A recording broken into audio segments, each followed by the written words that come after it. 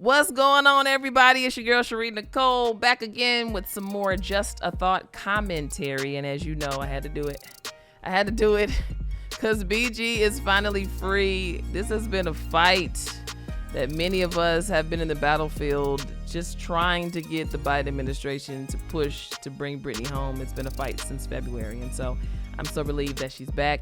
I want to first of all extend many thanks to the Biden administration. There's a lot of things that we could criticize them for.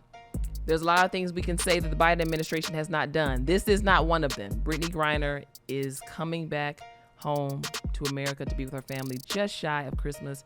And that in itself deserves a thank you, and it deserves a praise the Lord, okay?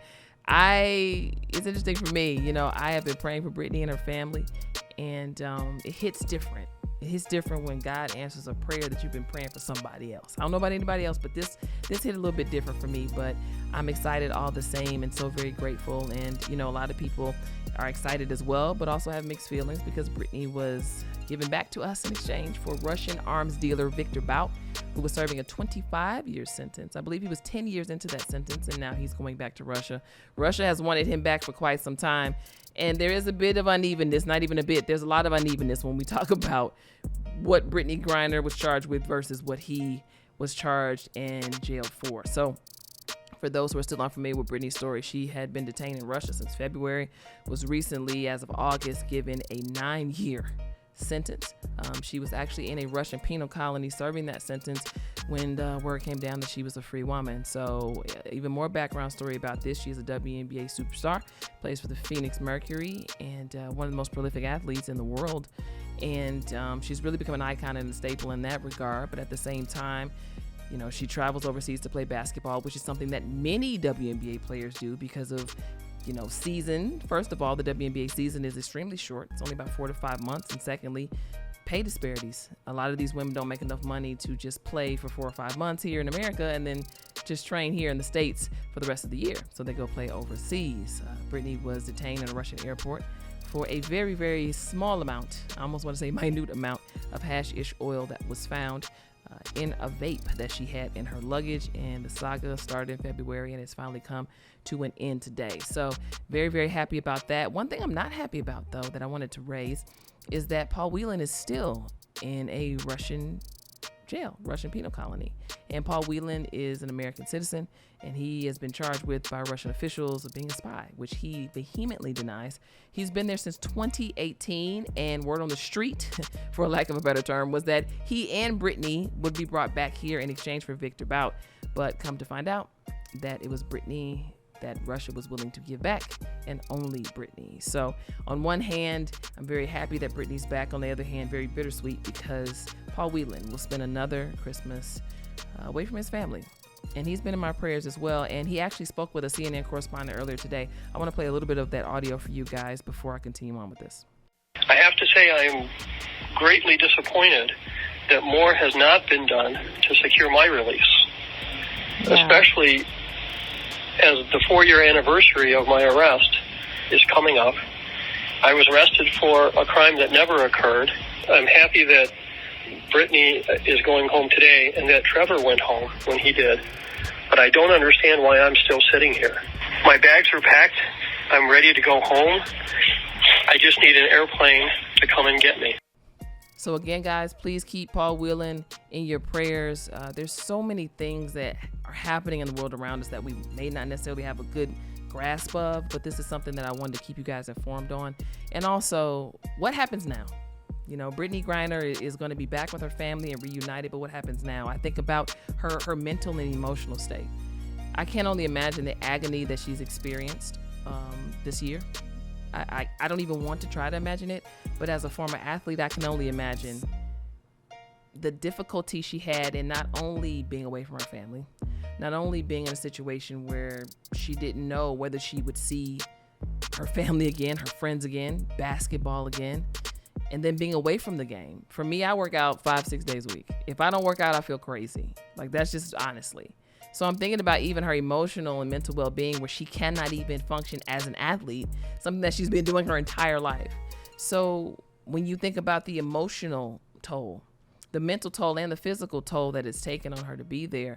I wonder what athlete we will see in the coming years. And I wonder if she'll pick up a basketball again at all. I mean, I certainly hope she does, and she is more than talented and capable, but I think only time will tell really what type of mental and emotional toll this has all taken on Brittney. So I look forward to whoever gets the exclusive to be able to kind of hear more about where she is right now. And I'm sure it's going to be a big adjustment. And so prayerfully for Brittney, that adjustment will be met with the utmost care and concern. And I hope that she knows that we are all continuing to pull and pray for her, for every single person, every journalist, every blogger, every talk show host, every radio host, every person. You don't even have to be any of those things, but you use your platform to continue to speak truth to power and vie to get Brittney home. I commend you. I thank you. And it just shows the power of community. For those who went on to wearebg.org and filled out the petition to impress upon our government to do whatever they could to get her back home, also, many, many thanks. This all matters. Collective cause matters. And so I leave us with this. What do we do now, right? Brittney's back. But this has shown us, number one, that when we have a united front that's consistent, change can happen. I do believe if we just kind of left Brittney by the wayside after a while, if the energy stopped, I don't think that she would be back home right now. I really don't. So this also shows that. This also shows, hey guys, the Biden administration, this is real. They flubbed on these student loans, okay? They didn't do their thing. Let's just be honest, okay? That's up in the air. They gave $40 billion to Ukraine. $40 billion. And no shade. I know that other countries around the world need things, and I'm glad that the United States is in a position to serve and to give. But $40 billion when there's so many things happening here at home is a bit disturbing to me, but it shows there's something to be given. There's something on the table, but are we willing to ask for it? One of the things that I also hope comes from not only what's happened to Brittney, but the fact that she's back home now is continued conversations around wage disparities in the WNBA.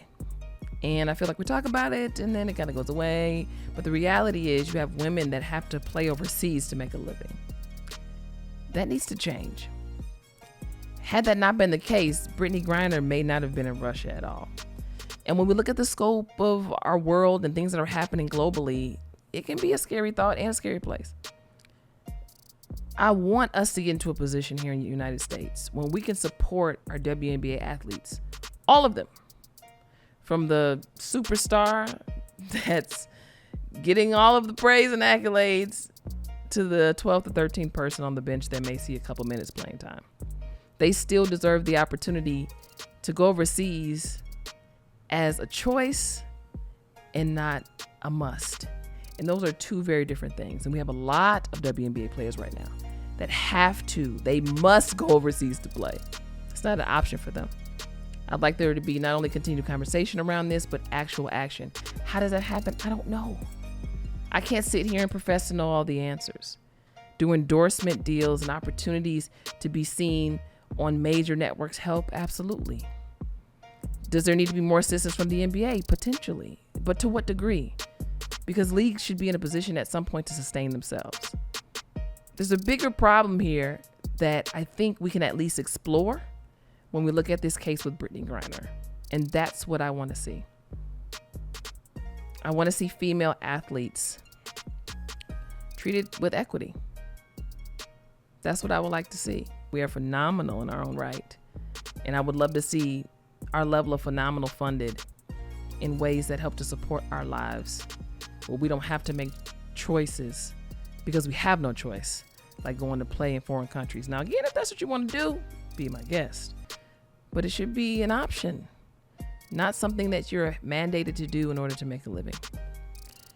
Admittedly, this whole case with Brittney Griner made me question, does America really value Black women?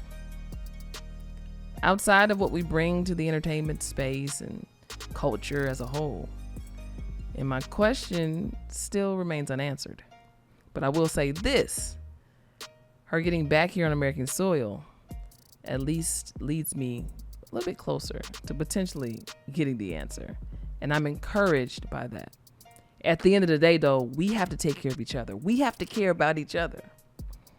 And I hope that in us coming together collectively on Brittney's behalf, we can really see the power in that and continue that on in our cities, in our communities, in our states, and ultimately in our homes, and ultimately in this country. So let's think about what we need. What are our asks? And as we come out of 2022 and go into a new year, my hope is that we collectively will come to some agreement on what some of those things are and fight for them. We are BG. We fought. She's home. What else can we fight for? Just a thought. If you want to hear more of my commentary, you can always listen to my podcast. It's called Just a Thought with Sharí Nycole. It is available right now on all digital streaming platforms. I got a new episode up right now with Tina Campbell, the one and only Tina Campbell. She's half of the phenomenal gospel duo Mary Mary, so make sure you check it out. I got some other episodes up there as well. 9 episodes so far, and then this is season 3, right? Yep, season 3. So I've got like 56 episodes up there that you can check out, so please do. You can also listen to me Monday through Friday in select cities. I am the co-host of the Willie Moore Jr. Show, and you can also check me out on Philly's favorite 100.7 FM. I am the host of The Gray Area. Lots going on. Thank you guys so much for your support. Continue to stay tapped in. Subscribe to this YouTube page. Give me some followers. I'm new to this YouTube thing, so I need you guys' support, all right? You can always hit me up as well on Instagram and Twitter. Same handle, at Sharí_Nycole, SHARI_NYCOLE. Have a great weekend, guys. She's free.